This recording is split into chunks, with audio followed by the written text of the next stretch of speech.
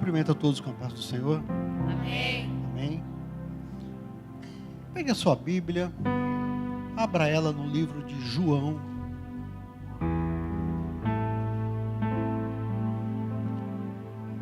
João capítulo 2, do versículo 1 ao 4.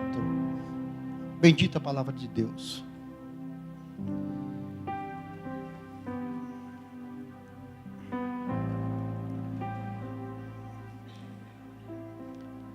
João capítulo 2, do versículo 1 ao 4, diz assim: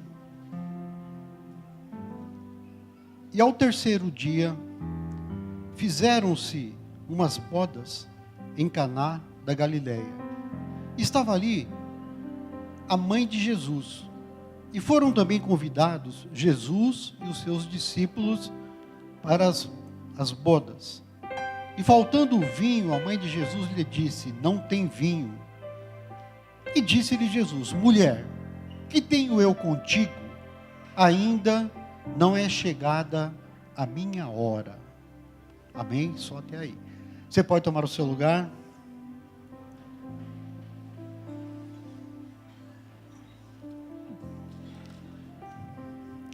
Irmãos, eu sempre quando vou pregar a palavra de Deus, eu tenho por hábito perguntar para Jesus o que eu falo, porque eu tenho tão pouca coisa para falar, de mim mesmo, com toda certeza, não vai ser bom tudo que eu tiver para falar. Se eu falar mesmo, como homem natural, não dá certo. Então eu sempre falo: Jesus, o que eu falo? E Ele sempre me responde de bate-pronto, de imediato. Ele fala assim: fala que eu estou vivo. Ele fala isso para mim. Ele falou hoje: fala que eu estou vivo. Então não tem como, depois disso, o homem está falando, porque eu vou estar falando de Jesus. E nós vamos falar dele hoje. Esses 4 versículos que foram lidos, eu tenho certeza que você já ouviu essa palavra várias vezes. Inclusive eu já ouvi muitas vezes. Mas foi como o Rodrigo orou aqui agora há pouco. Ele falou assim: aquilo que já está no seu coração é o que Deus colocou. Então eu tenho certeza disso. Deus usou a boca dele e falou isso. E nós vamos falar um pouquinho sobre essa situação. Sobre as bodas de Caná da Galileia. Interessante que a Bíblia fala Caná da Galileia. Por que da Galileia? Porque tinha outro lugar com esse nome de Caná, e ficava na Síria, chama Caná Coeli. Então quando a Bíblia menciona Caná da Galileia, está falando assim: olha, não é pertencente à Síria. Hoje esse lugar pertence ao mundo árabe, lá se fala árabe nesse lugar. E lá na Galileia continua se falando a língua que Jesus falava. Então é interessante isso, é uma curiosidade, mas vale a pena a gente saber o porquê que muitas coisas chegaram até nós através da Bíblia. E como a gente sabe, bodas é casamento. Quando alguém vai fazer bodas de prata, tem ali 25 anos de casados. Quando se fala bodas, é uma festa de casamento. E naquele tempo, a festa de casamento era levado tão a sério, que ela demorava 3 dias. Demorava de 3 a 5 dias. Uma festa de casamento. Por isso que o vinho nessa festa acabou. É uma festa longa, porque quando alguém está preparado para uma festa de 3, 4 horas, você está preparado para aquilo. Não, dificilmente vai acabar alguma coisa. Principalmente numa festa como essa, onde o vinho era o centro das atenções. O vinho, naquele período, ele falava muito alto. O vinho tinha um símbolo todo especial. O vinho era sinônimo de alegria. Quando se falava, vai ter uma festa, todo mundo já lembrava do vinho. O vinho era mandatório numa festa. Festa sem vinho não era festa. Por isso a preocupação da mãe de Jesus. Ela havia sido convidada, provavelmente pela aproximação com aquela família, onde estava sendo realizado esse casamento. Então por isso que ela foi falar com Jesus com toda a preocupação. Então agora você observa que a festa de casamento é um negócio tão interessante, O casamento, ele não foi afetado pelo pecado. Lá no Jardim do Éden, o pecado, ele causou um estrago na nossa vida. A sua vida hoje, ela é marcada por algumas ações em decorrência do pecado. Não o meu, mas o pecado lá de trás que me alcançou. Interessante que você pode observar, a mulher mesmo, a dor do parto veio em função do pecado. Deus falou isso na Bíblia. E muitas outras situações foram afetadas pelo pecado. Agora o casamento não. O casamento não foi afetado pelo pecado. Do jeito que ele foi instituído, ele nos alcançou. E curioso que Jesus ele foi ali realizar o primeiro milagre dele numa festa de casamento.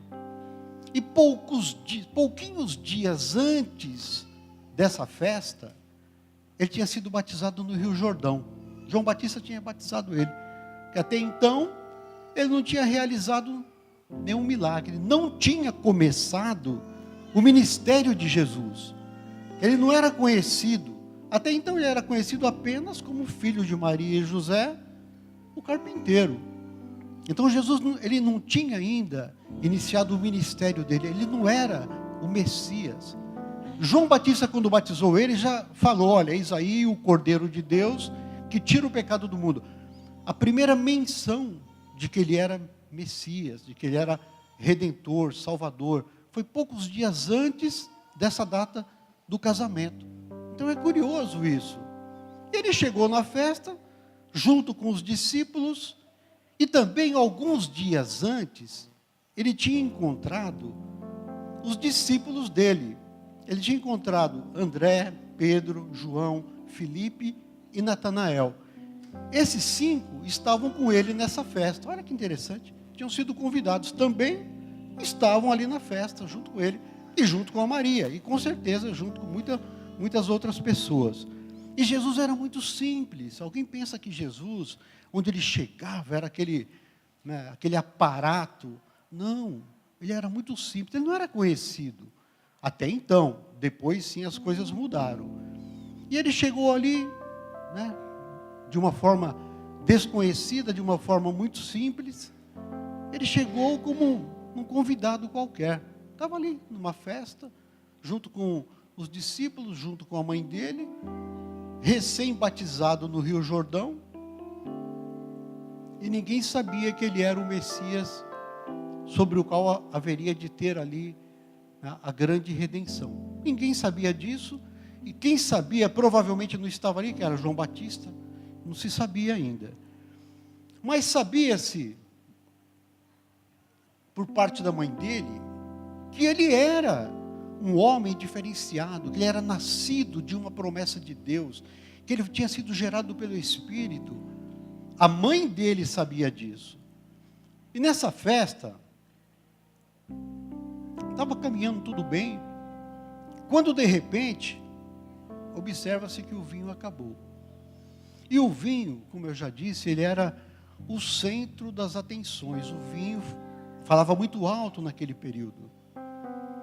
E a mãe dele chegou para ele e falou assim: ô Jesus, filho, olha, acabou o vinho. E ele disse algo muito interessante. Ele falou assim: mulher, que tenho eu contigo? Naquele tempo, chamar uma pessoa de mulher não soava mal. Não é que nem hoje, você chama alguém de mulher, dá a impressão que você não a quis chamá-la pelo nome. Mas naquele tempo era comum. Jesus falou com outro. Tem 4 passagens na Bíblia que Jesus, ele conversou com uma mulher, chamando ela de mulher. Ele chamou a própria mãe dessa forma. Não é uma forma pejorativa. Ele disse: mulher, que tenho eu contigo? A minha hora não é chegada. E eu falei: mas Senhor, onde está o objetivo, de Jesus falar isso para a mãe dele, que a hora dele não era chegada? Mas que hora ele estava falando? Do que ele estava falando? E às vezes eu sou aquele crente meio chato. Eu quero saber, porque algumas coisas foram reveladas e é para você tomar conhecimento, outras não. Você sabia disso? Tem coisas que não é para o nosso entendimento, e está escrito na Bíblia, que não são reveladas para nós. Mas essa aqui eu falei, Jesus, eu gostaria muito de saber o porquê que essa hora não é chegada. Ele disse que tem um eu contigo, mas é a mãe dele. Lógico que ele tem alguma coisa a ver com a própria mãe. Mas a gente vai estudando, aprendendo, o Espírito Santo, viu, Rodrigo? Ele vai revelando mesmo, viu, irmão? E o Espírito Santo, ele foi me revelando. Porque quando acabou o vinho, acabou a alegria da festa. E Jesus, hoje, você pode ter certeza que a alegria da sua vida, mesmo que você não fique tendo isso como um alvo da sua vida, mas Jesus é o centro da tua segurança. Em Jesus você está seguro, em Jesus você sabe perfeitamente bem que teus pecados estão perdoados. Nele, as coisas se cumprem, as promessas dele são fiéis, então tem segurança nele. Então ele é essa pessoa que traz a segurança. Agora o vinho, ele poderia trazer alegria momentânea durante aquela festa, e era o que estava acontecendo, era uma festa e tinha alegria porque tinha o vinho. E quando acabou, então a mãe dele chegou e falou isso para ele, olha, vai se complicar as coisas, porque acabou. E ele, ao falar isso para ela, olha que interessante a personalidade de Jesus. Ele falou assim, mulher, que tenho eu contigo? Dá a impressão que ele não quis mais tocar nesse assunto, que ele estava encerrando esse assunto, ou seja, não é da responsabilidade dele, e sim do noivo, da família que está hospedando ali os convidados. Mas ele com certeza, durante alguns segundos, ele não falou nada para a mãe dele. Mas ele chegou para o organizador da cerimônia, que aqui na Bíblia é citado como mestre-sala. Ele chegou e falou assim, essas 6 talhas que estão aqui, encha elas com água. E ele mandou alguém encher com água. E a mãe dele tinha dito, olha, tudo que ele fizer você faz. Interessante que ele não respondeu para a mãe dele que ia atender. É que Jesus, ele conhece tão bem o teu problema, ele conhece tão bem o seu momento, que mesmo ele não tendo ali o que te falar naquele momento, mas ele está tratando do seu caso. Ele está ali tendo conhecimento da tua dificuldade. Ele está ali administrando o teu problema. Você sabia que ele administra o teu problema? Jesus faz isso. E naquele momento, e a mãe dele sabia disso. Quem estava lá na festa, não. Provavelmente os discípulos também não sabiam, porque era muito recente o início do ministério dele. Mas ele com aquele coração conhecedor, com a mansidão, com a temperança dele, ele era temperado. De repente o destemperado somos nós. Ele era temperado. E ele chegou para aqueles homens, mandou encher de água. A mãe dele já havia dito para o mestre da cerimônia, olha, faz o que ele falar. Quer dizer, a mãe dele sabia, porque alguma coisa acontece. Algo acontece quando você fala com Jesus. E ainda quando você sabe que ele está vivo, as coisas ficam mais fáceis ainda. Você sabe, ele está vivo. Do mesmo jeito que tem uma pessoa da sua família, o seu pai, sua mãe, um irmão, um marido, a esposa, que está vivo, que você conversa com ele, assim é Jesus. Não pensa que tem distância entre você e ele, não. Não pensa que esse acontecimento foi lá atrás, há 2000 e poucos anos. Não fica pensando isso. Ele está vivo e próximo, e ele ouve o que você fala. Ele ouve, ele sabe. Essa condição que a Maria chegou para conversar, é a mesma que você tem que ter. Chega e fala, Jesus, aconteceu isso. Não precisa de uma cerimônia muito grande, não. Ele é simples. E muito bem. E os irmãos já sabem perfeitamente bem que após esse momento, aquela água foi transformada em vinho. Então dá a impressão que ele desfalou aquilo que ele falou para a mãe dele. Certo? Dá essa impressão. Mas ali, vê bem, o vinho é algo muito interessante. O vinho bom, quem entende de vinho, eu sou de uma família portuguesa, e eu não tenho costume, eu não tomo vinho. Eu tenho um pacto com Deus, eu não tomo nem vinho, nem nenhuma outra bebida. Mas os meus pais, meus avós, não comiam sem vinho na mesa. É uma tradição, são portugueses, lá todo mundo toma vinho. E nesse período, o vinho bom não era a qualidade da uva, porque hoje para nós o vinho bom é aquele que, né, que tem a uva vinda de um local que tem ali todas as peculiaridades produtivas para que se tenha uma boa fruta que vai gerar um bom vinho lá na frente. Mas naquele período, o bom vinho é aquele que era fervido durante um certo tempo. Ele era fervido para que as características fossem, vamos dizer assim, o fato de você ferver o vinho, você estaria apurando mais o sabor, a consistência do vinho. Então, o chamado bom vinho era esse, que passava por um tratamento. Não é aquele vinho que saía da uva, passava em um tonel e já era servido. Não era assim. Esse era o bom vinho. Por isso que o mestre Sala falou, olha, chamou o noivo, o marido, né, no caso que é esposo, está escrito na Bíblia. Chamou ele e falou assim, escuta, mas como que você serve o bom vinho depois? É uma tradição oferecer o bom vinho no início. Depois que acaba o bom vinho, é servido o vinho de uma categoria, de uma qualidade inferior. Então você vê que o milagre ali da transformação, aquele milagre que ele fez, é diferente, não é uma simples água transformada em vinho, mas transformada no vinho com características boas, com características nobres, que impressionou todos que estavam na festa. Mas e por quê? Por quê? Por que vinho? Não podia ter transformado em cerveja, numa outra bebida destilada, mais forte que o vinho. Mas não. O primeiro milagre dele foi com vinho. O interessante é que você começa a falar em vinho, o que você lembra? Você lembra da ceia. Então, a alegria que existia com aquele vinho natural, era alegria natural. Mas aquela condição de alegria trazida por Cristo, por Jesus, era diferente, porque especial, um vinho nobre.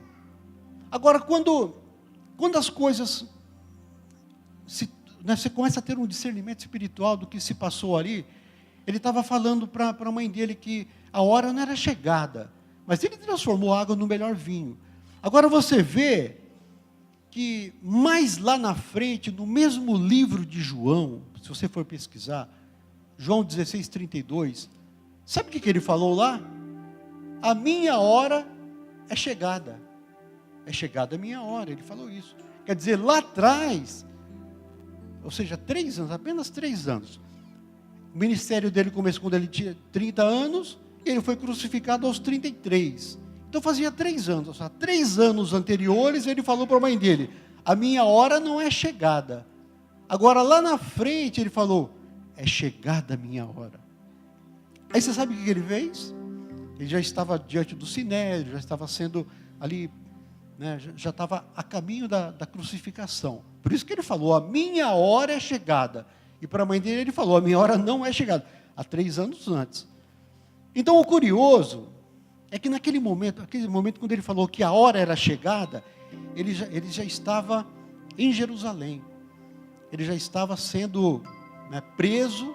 Só que momentos antes da prisão, quando teve ali a traição de Judas, você pode observar que aí ele pegou o cálice com o vinho. Então, aquele vinho, o que simbolizava aquele vinho no momento em que estava no cálice? Ele disse assim, esse cálice é o novo testamento no meu sangue. Então, aquele vinho lá de trás, da alegria na festa, quando ele transformou aquela água em vinho, ele estava falando assim, olha, você está bebendo um vinho, porque não é chegada a minha hora, mas depois vai ser o meu sangue. Eu estou provendo esse vinho, que quando chegar a minha hora, você vai usar o vinho e celebrar uma aliança de sangue comigo. Então olha o que ele fez naquele período, 3 anos antes. Olha o que ele estava falando para você hoje. Eu estou preparando, eu estou trabalhando, eu estou com o meu coração sabendo do teu problema, eu estou analisando a tua vida, eu estou para te ouvir, eu estou com domínio das situações, eu estou te aguardando. E ainda hoje pela manhã o pastor Campassi, ele pregava, ele disse que quando ele tem que ter um diálogo com Jesus, ele falou que ele até deita no canto que ele ora, deita, não tem outra conversa, é a gente e Jesus.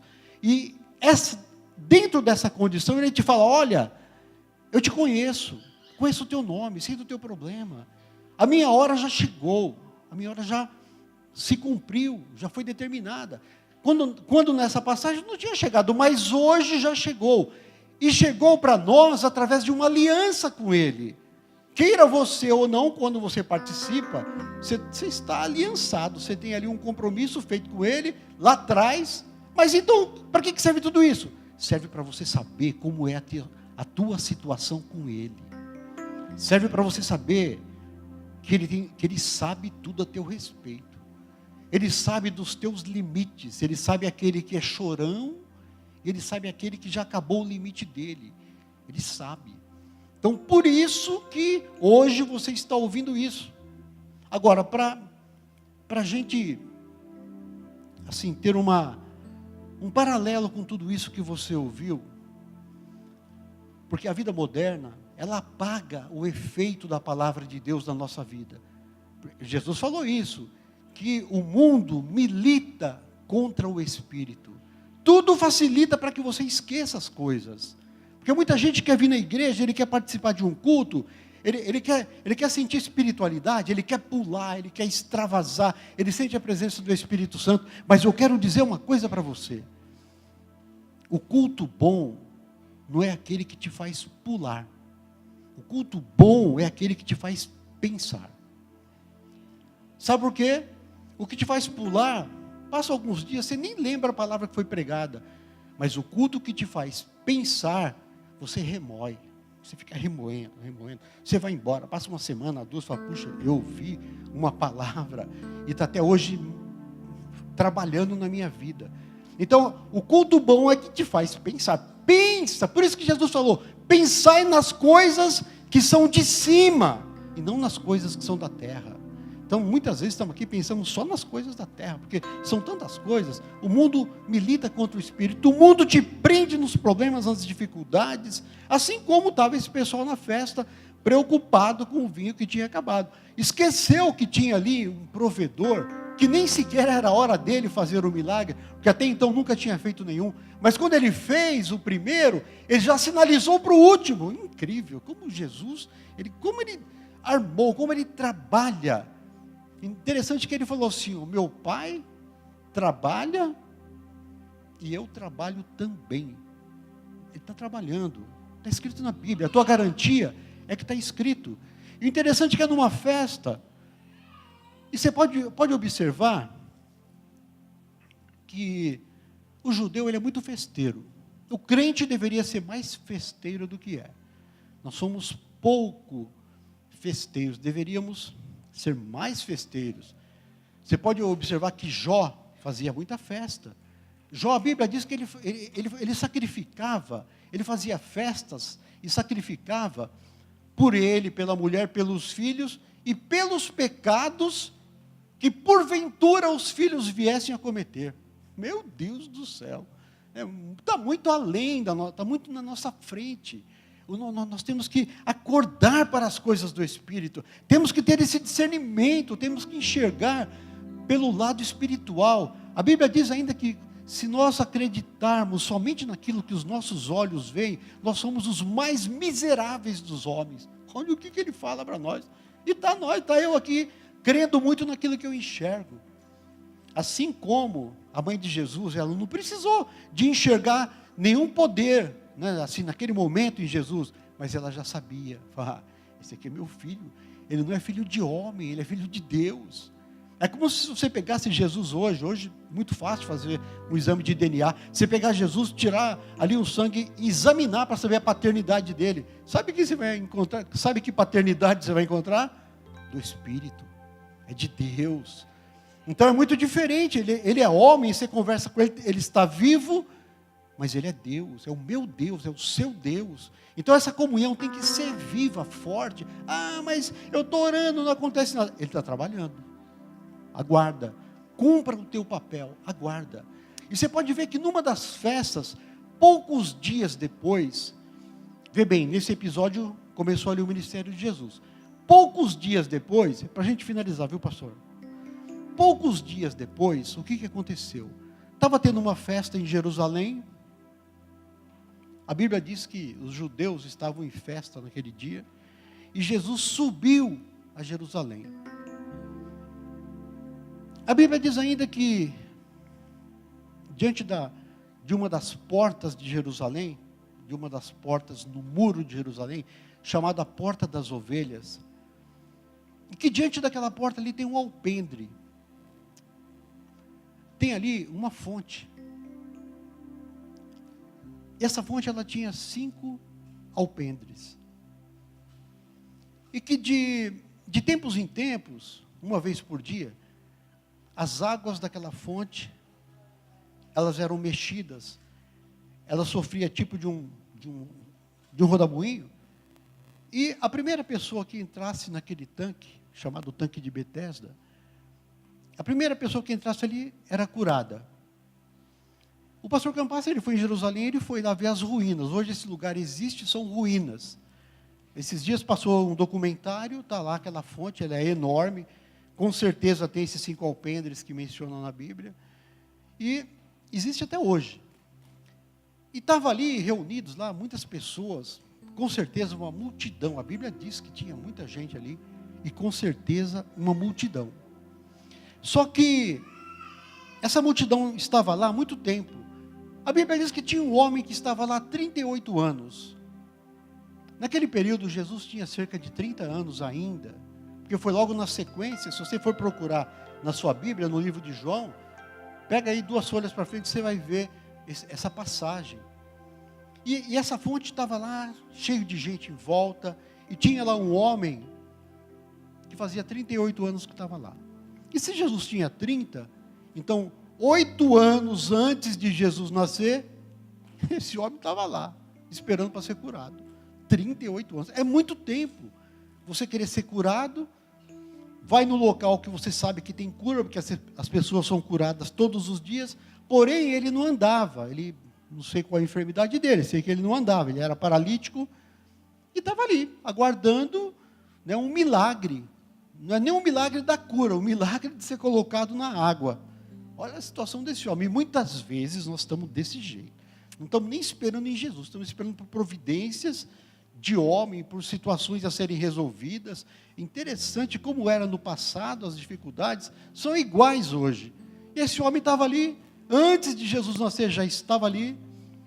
E a Bíblia diz que Jesus, ele subiu a Jerusalém, e ele entrou nesse lugar. Só que quando ele entrou nesse lugar, ele ainda não era conhecido. Ele tinha feito um milagre lá na Bodas de Caná, lá na Galileia, né, em outro local. Em Jerusalém, ele não tinha entrado ainda como Messias. Ele era conhecido como filho da Maria, mas ele não tinha nenhuma representatividade. Ele não era aguardado por ninguém. Do mesmo jeito que está acontecendo muitas vezes comigo.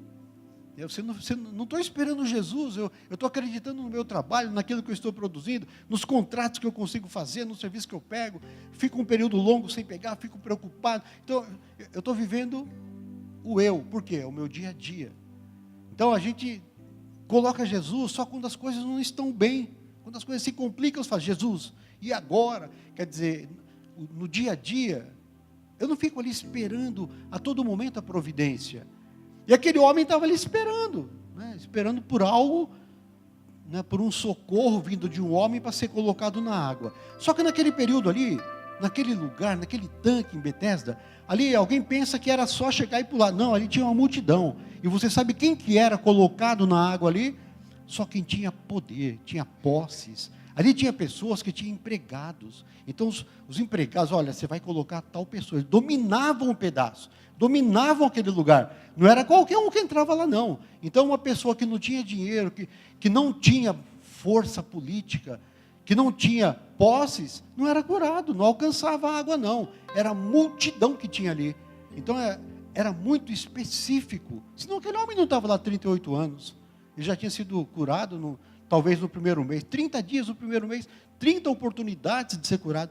Mas não, ali era só os poderosos que eram curados. Vinha gente de muito longe para ser curada naquela condição. Está escrito na Bíblia. Você leia esse texto com atenção que você vai ver como é que funcionava essa situação.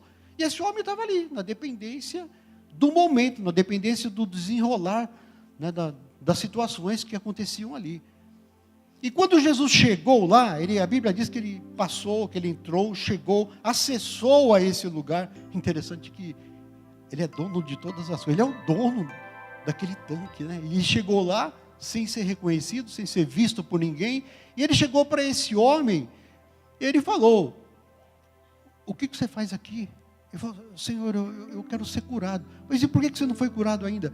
Aí ele falou: olha, eu não sou curado ainda porque não tem quem me põe lá. Ou seja, só os poderosos que tem alguém que coloca ali um parente, alguém que é doente, que coloca lá. Como eu não tenho, então eu fico aqui aguardando um verdadeiro milagre. Ele falou: mas o que você quer então? Eu quero ser curado. Então pega a sua cama e anda e vai embora.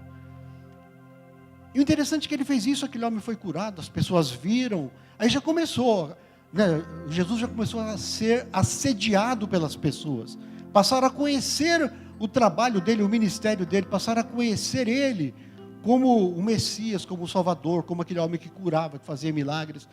Foi começando a fama dele.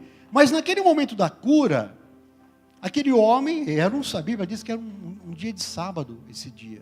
Então naquele momento ali, aquele homem foi curado. O dono daquele tanque estava ali. Agora, interessante que no dia seguinte, no outro dia, no terceiro, no quarto, no quinto, nos dias seguintes, nos meses seguintes, você sabe o que aconteceu em Betesda? Parou de ter cura. E você sabe por quê? Porque o dono da cura, porque o poderoso que faz a cura, não dependia de tanque, não dependia de rodemoinho em água. Então, quando ele chega na tua vida, as coisas mudam. Não precisa mais de artimanha de ninguém, não. Então, hoje o tanque de Betesda está lá. Mas tem até água ainda, não com aquela consistência daquele período. Mas tem ali vestígios, poças de água, porque são ruínas. Vê se alguém quer pular naquela água lá agora para ser curado. E mesmo que pular, vai ser curado? Não. Porque quem cura não é mais aquela água, não é o tanque. Quem cura está vivo. Quem cura tem domínio da tua vida, sabe tudo a teu respeito. Quem cura é o Senhor. Quem faz o milagre é Ele. Quem transforma a tua vida é Ele. Quem anula a sentença contra você é Ele.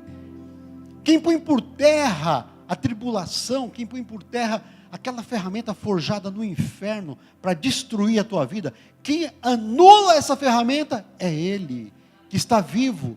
Então hoje nós podemos cantar.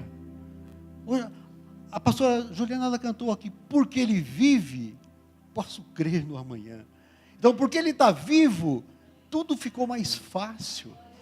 Tudo para você hoje é mais prático. Você tem um Deus que vive, um Deus que reina. Eu não sei o tamanho da tua dificuldade. Eu não sei se a tua dificuldade ela é financeira, se ela é um problema de saúde, se é um problema, né, um problema emocional, se é um problema de relacionamento dentro de casa.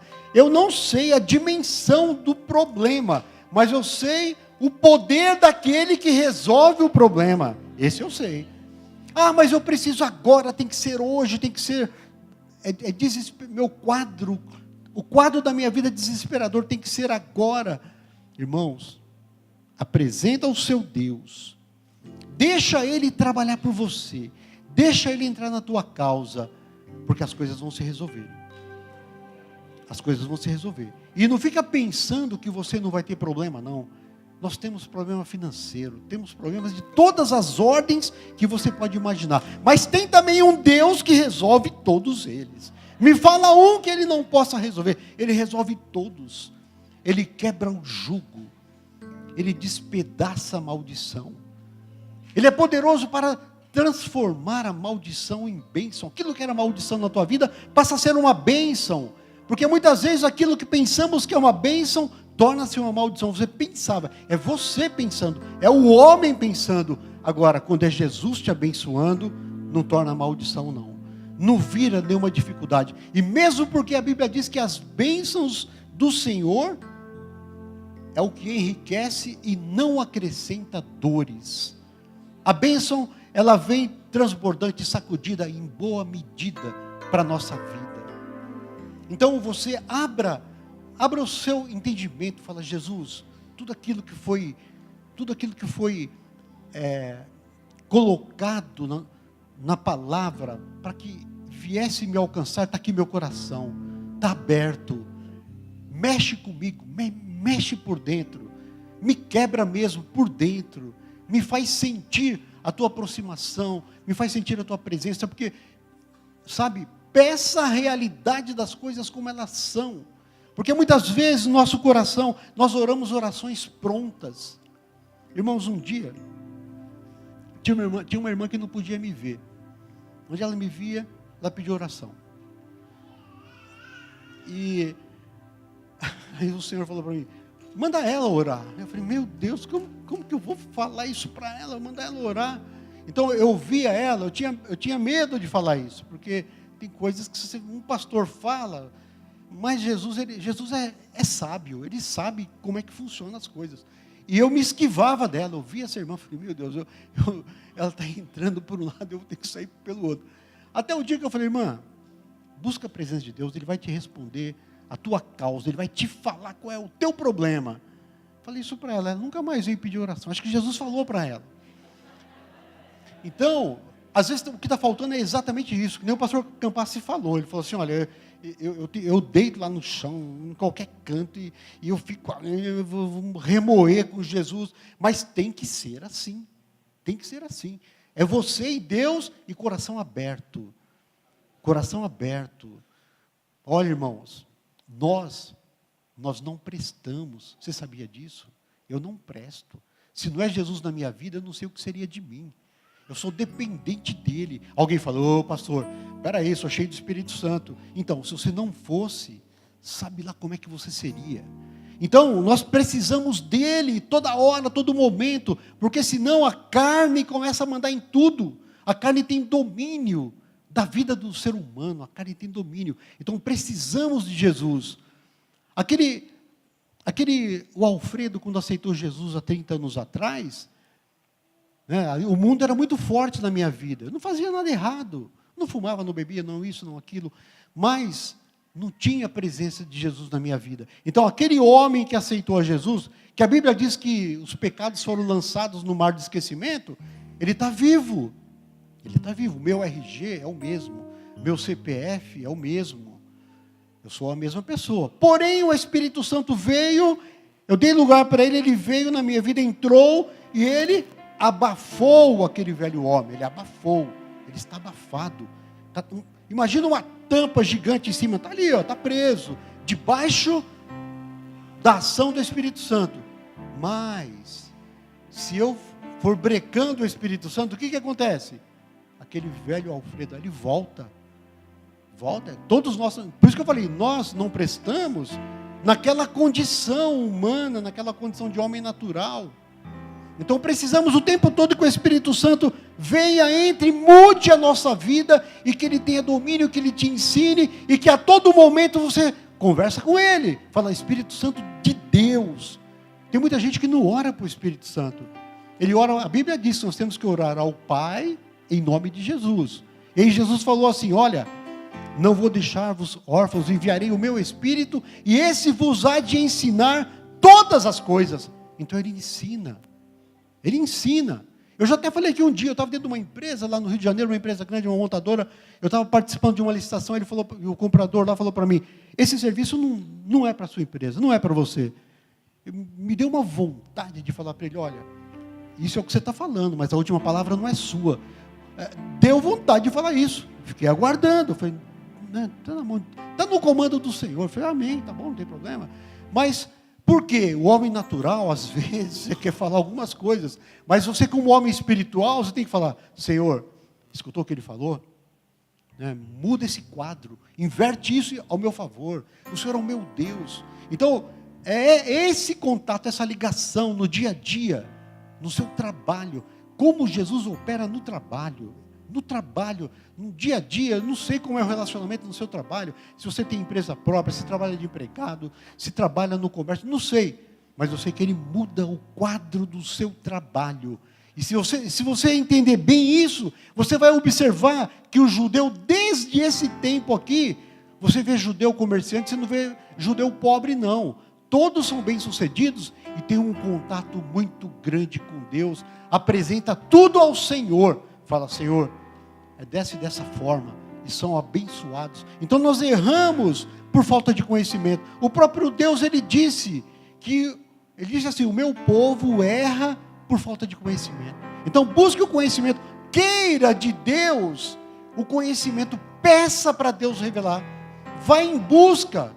Busque o conhecimento, venha nos estudos, fala, Senhor, eu quero, eu preciso, eu quero. Eu me lembro que o pastor quando eu era diácono na igreja, vinha um pastor, o pastor Efraim, muita gente conhece, ele dava um estudo com uma profundidade, e eu queria toda hora perguntar para ele, mas não é aquelas perguntas que a gente às vezes vê os irmãos perguntando, ele pergunta até coisa que ele já sabe. Às vezes com uma pergunta dele, ele quer mostrar que ele entende daquele assunto. Mas não, eu queria saber o porquê das coisas. Eu queria saber, eu preciso de saber, nós precisamos querer o entendimento, mas Senhor, manifesta na minha vida a sua vontade, o seu querer. Eu estou num emaranhado de pensamentos, que eu não consigo o discernimento, eu não consigo o fio da meada, desembaraça meus caminhos. Está escrito na Bíblia que a palavra de Deus, ela é refinada, e ela perfeitamente desembaraça o meu caminho.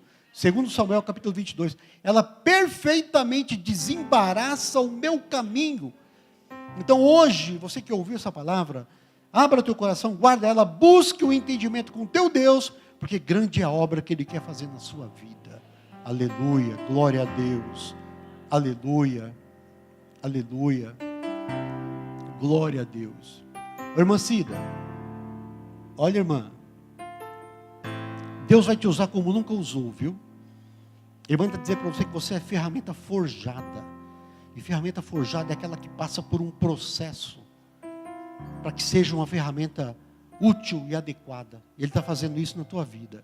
Ele vai te usar como ferramenta forjada no fogo. Amém? E que Ele não deixará faltar o pão sobre a mesa. E que a bênção da prosperidade vai te alcançar. Aleluia, glória a Deus. Irmã Cleide,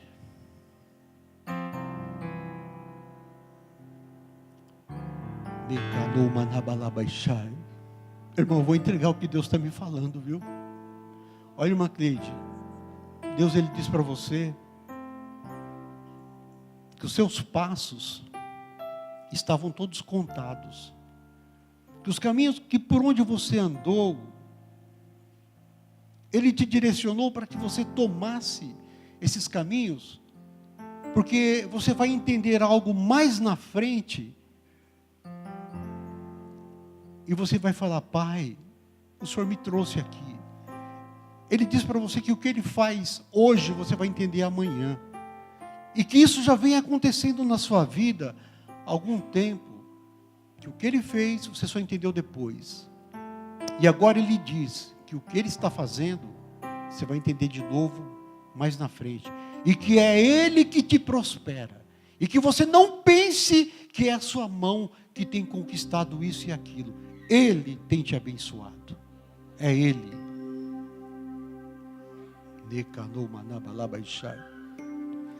Irmã Márcia, irmã, o Senhor está derramando alegria na sua vida, alegria espiritual, alegria no Senhor. E que não pense que está tudo terminado na tua vida não, viu?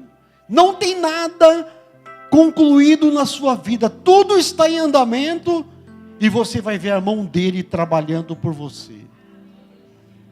Ele está desembaraçando os teus caminhos, Ele está derramando um bálsamo, que até então não existia na tua vida. Se prepara, porque grande é a obra que Ele tem com você, e nada está concluído na sua vida. Aquilo que você pensa que não tem mais jeito, vai ser restituído e vai voltar em tuas mãos. Amém? Ô Tiago, você, irmão, o Senhor tem uma chamada ministerial na tua vida, viu? Ele vai te conduzir por caminhos desconhecidos, por caminhos que você vai trilhar, você vai ter dúvidas, mas Ele manda dizer para você olhar somente para Ele, não olhar para o homem, olhar para Ele, que é o autor e o consumador da fé, e colocar as duas mãos no arado. Aleluia. Glória a Deus. Meu Deus, meu Deus, meu Deus, Deus da minha alma, Deus bendito, Deus maravilhoso. Onde está a irmã Valéria? Cadê a irmã Valéria? Irmã, o Senhor, Ele manda dizer para você que Ele contempla o teu coração, a tua valentia. Ele conhece você, você é conhecida dEle. Ele diz para você que seus cabelos estão contados, e que Ele sabe perfeitamente bem de como é o teu coração, de tudo que você tem passado, e que Ele vai transformar o choro em alegria. Ele vai transformar aquilo que foi maldição em bênçãos, e você vai glorificar o nome do Senhor. Aleluia, glória a Deus, maravilhoso é o Senhor, Deus da minha alma, aleluia. Meu Deus, meu Deus, meu Deus. O Espírito Santo de Deus, irmãos, ele se move. O Espírito Santo de Deus, tem gente que fala assim: o Espírito me incomodava para fazer tal coisa. Eu nunca consegui entender isso, porque o Espírito Santo nunca me incomodou. Ele me aciona, ele fala: vai, vai, vai. Isso para mim não é incômodo, é uma bênção. E o que ele está fazendo agora, eu vou falar. O Nilson, ergue tua mão assim, irmão. Irmão Nilson, as lutas que você teve na tua vida, irmão, todas as lutas pela qual você passou, estão registradas. E o Senhor, Ele disse para você que você não passou sozinho essas lutas, que nesse período difícil Ele estava o tempo todo no comando. As atitudes, as ações que você tomou na sua vida foram contempladas por Ele, foram acompanhadas por Ele, e que Ele te conduziu para que você seja o que você é hoje, e que os teus caminhos estão determinados, e que Ele é o teu Deus que te conhece pelo teu nome, e Ele tem uma obra contigo, tem uma chamada com você, e para você não temer, porque Ele vai prover tudo aquilo que você está precisando. Ele é o Deus da provisão no seu trabalho, e vai te dar sabedoria em teus negócios, e vai te prosperar. Aleluia, aleluia, aleluia. Pastor Denis, é para você cingir teus lombos, porque grande é a jornada, longo é o caminho, pesada é a carga, mas maior ainda é a vitória no teu ministério. Meu Deus, meu Deus, meu Deus, meu Deus. Irmão Edinaldo,